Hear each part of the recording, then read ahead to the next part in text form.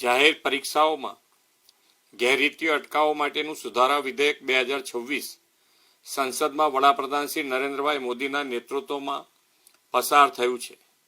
દેશના લાખો યુવાનોના ભવિષ્યને સુરક્ષિત કરવાની દિશામાં આ એક ઐતિહાસિક નિર્ણય છે.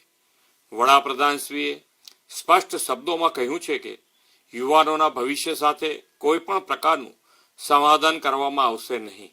આ કાયદો એ જ સંકલ્પનું જીવંત પ્રતિબિંબ છે.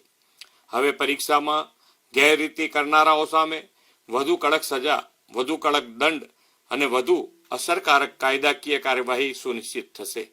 કેન્દ્ર સરકારે પારદર્શક, નિષ્પક્ષ અને વિશ્વસનીય પરીક્ષા વ્યવસ્થા માટેનું મજબૂત કાનૂની માળખું તૈયાર કર્યું છે.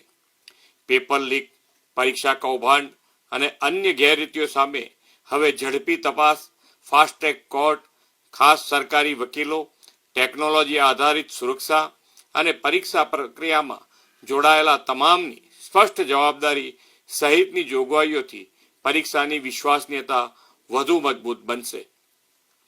પરીક્ષા એજન્સીઓની કાર્ય પદ્ધતિ, ટેકનિકલ સિક્યોરિટી, ડિજિટલ સર્વેલન્સ અને એક્ઝામ મેનેજમેન્ટને આધુનિક બનાવવા માટે એક ઉચ્ચ સ્તરીય સુધારા માળખાની રચના પણ કરવામાં આવી છે. એ જ દર્શાવે છે કે શ્રી મોદી સાહેબે ભવિષ્યમાં આવી ઘટના ફરીથી ન ઘટે તેના માટે પૂરતી વ્યવસ્થાઓ સુનિશ્ચિત કરી છે. વિકસિત ભારત 2047ના અમૃતકાળમાં દેશને શ્રેષ્ઠ માનવ સંસાધન આપવું હોય તો ભરતી પ્રક્રિયાની પવિત્રતા જાળવવી અનિવાર્ય છે.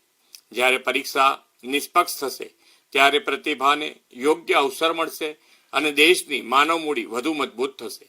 આદરણીય વડાપ્રધાન શ્રી નરેન્દ્રભાઈ મોદી યુવાનોને આવતીકાલના નવા ભારતના નિર્માતા કહે છે અને આજના ઐતિહાસિક નિર્ણયે ફરી એકવાર આ વાત સાબિત કરી દીધી છે.